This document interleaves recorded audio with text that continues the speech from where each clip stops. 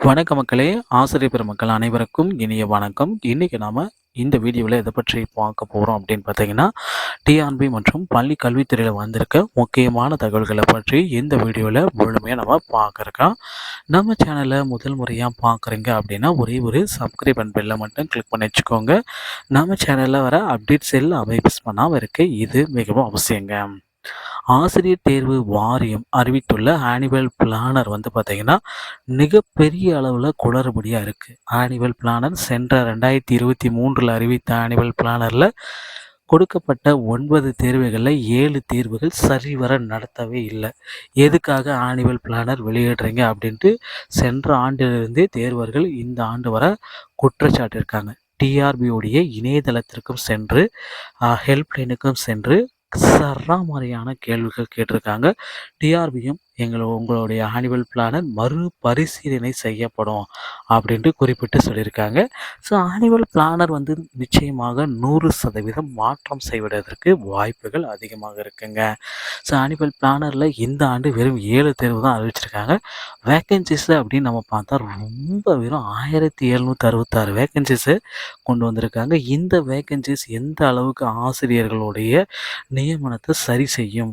வகுப்புகளில் ஆசிரியர்கள் இல்லாமல் இருந்தால் மாணவர்களுடைய கற்றல் திறன் பாதிக்க அடையும் அப்படின்ட்டு பாமக நிறுவனர் ராமதாஸ் அவர்களும் குற்றச்சாட்டிருக்காங்க. பல்வேறு தரப்பட்ட கல்வி தலைவர்களும் அரசியல் தலைவர்களும் இந்த ஆனுவல் பிளானரை பார்த்துட்டு குற்றச்சாட்டுகள் எழுப்பி வண்ணமே இருக்காங்க. ஸோ நிச்சயமாக வந்து பார்த்திங்கன்னா டிஆர்பியில் ஒரு மிகப்பெரிய அளவில் ஆனுவல் பிளானர் எதிர்பார்க்கலாம்.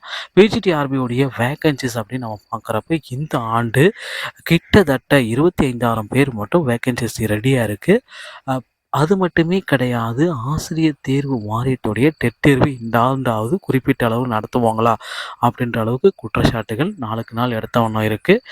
டிஏ அரசு ஊழியர்களுடைய ஜனவரி மாத அகவிலைப்படி உயர்வு வழங்குறாங்க. அரசு ஊழியர்கள் மற்றும் ஓய்வூதியர்களுடைய 7வது ஊதியக்குழு பரிந்துரையின் கீழ் ஆண்டுக்கு 2 முறை என மத்திய மற்றும் மாநில அரசுகள் அகவிலைப்படியை உயர்த்தி வருகின்றன. அதாவது ஜனவரி மற்றும் ஜூலை மாதங்களில் உயர்த்தி வழங்க வேண்டிய இந்த அகவிலைப்படியை மத்திய அரசு கடந்த ஆண்டு மார்ச் மற்றும் அக்டோபர் மாதங்களில் உயர்த்தி அறிவித்தது. இதன் தொடர்ச்சியாக மாநில அரசுகளும் தங்களது அரசு ஊழியர்கள் மற்றும் ஓய்வூதியர்களுக்கு அகவிலைப்படியை உயர்த்தி வழங்கினர். தற்பொழுது வரை பெரும்பாலான அரசு ஊழியர்கள் 46% வரை அகவிலையை பெற்று வருகின்றனர். இந்த ஆண்டுக்கான ஜனவரி மாத அகவிலைப்படி உயர்வானது கடந்த ஆண்டு மார்ச் மாத அறிவிப்பு போல் இல்லாமல் முன்கூட்டியே அறிவிக்கப்படும் தகவல் வெளியாகியிருக்கு.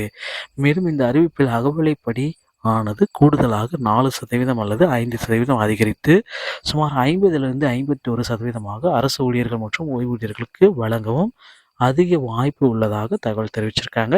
அரசு ஊழியர்களுடைய ஊதிய உயர்வு விரைவில் வர இருக்கிறது. நண்பர்களே, டிஆர்பி மற்றும் பள்ளி கல்வித்துறை சொந்தமான செய்திகள் அனைத்தையும் உடனுக்குடன் பெற நம்ம சேனலோட இணைந்திருங்கள். நன்றி, வணக்கம்.